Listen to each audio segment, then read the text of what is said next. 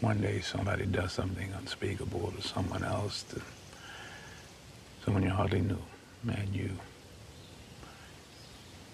do something about it because you can. We get this story from WCVB5. My voice is only for a few days. So, Boston police did not issue a field sobriety test to Greg Walsh, an off-duty Boston detective who was involved in a crash last month.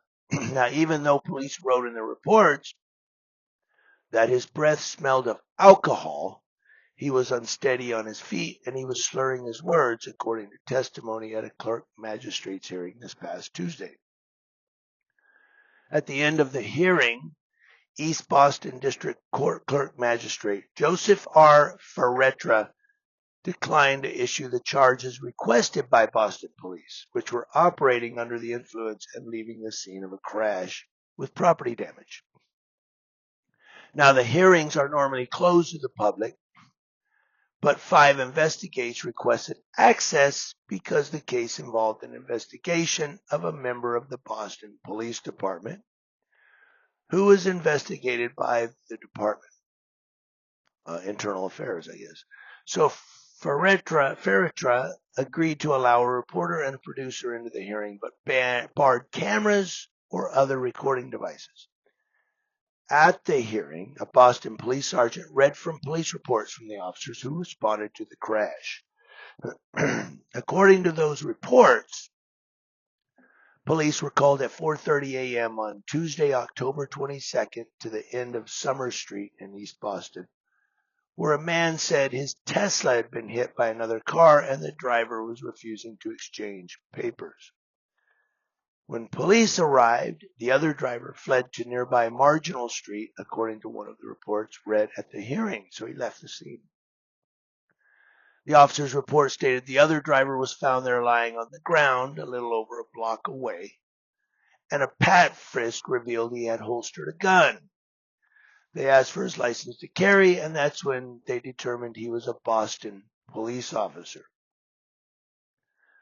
According to a report read at the hearing, responding officers observed the suspect was unsteady on his feet and his speech was slurred, with a slight odor of alcoholic beverage. Now, Walsh's attorney made the case that there wasn't enough evidence to charge him with operating under the influence because Boston police didn't give him a breathalyzer or field sobriety test. Interesting. Fellow cop. As for leaving the scene, his attorney argued Walsh remained nearby. He went around the corner, lay in the grass. Walsh's attorney also said that Boston PD had an open internal affairs investigation into Walsh. He also said that Walsh paid an undisclosed amount of money to the victim to pay for the damages. The victim declined to comment to 5 investigators. But at the end of the hearing, Ferretra sided with Walsh and declined to issue a charge on either one, noting the internal affairs investigation.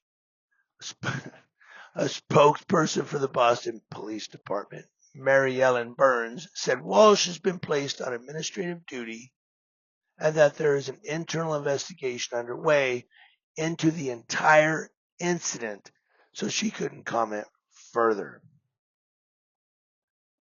And of course, Walsh's attorney, leaving the courtroom, said, I'm satisfied with the process. Of course you are. Here you have a cop who's accused of crashing into a guy's Tesla, then leaving the scene of the crime, then being found lying on the ground. I was going to say in the grass, maybe it was in the dirt. Then smelled of alcohol, speech slurred, doesn't even get a breathalyzer test. But I just did a story on a man who was black and gay. Some people are going to go, what does that matter? Cop's profile, right? But I'm just going to say it that way. And they didn't, I don't have a stash of straws. We're going to do a blood test on this guy. So they take this, let's say, black man to, let's say he's a non-cop, a civilian, to get a blood test because they don't have a stash of straws for a breathalyzer. But this Boston cop, He doesn't get a blood draw or a breathalyzer. And they say, gee, there's not enough evidence to charge him. Doesn't sound right, does it? Because you know if he wasn't a cop, they'd go, we're going to take you in for a blood draw. But he's a Boston cop. He's one of us, man.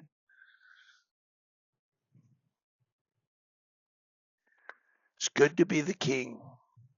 This is your crown, a badge.